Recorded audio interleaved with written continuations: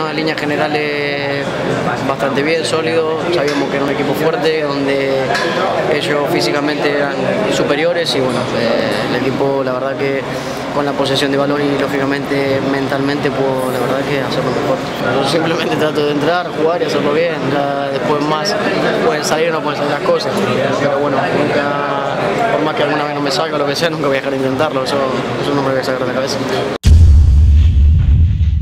Sí, sabíamos que físicamente teníamos que darlo todo porque ellos son muy fuertes físicamente y teníamos que ponerlo lo que pusiésemos a la altura de ellos porque el partido lo plantan ellos muy duro y yo creo que nadie se ha escondido, que hemos dado todos el 120% y ha sido fundamental con la afición también que nos ayuda en volandas desde el minuto 1 ha sido la clave sin duda para que el equipo ganase. ¿Con qué le pegas en el gol? ¿Con los suelos?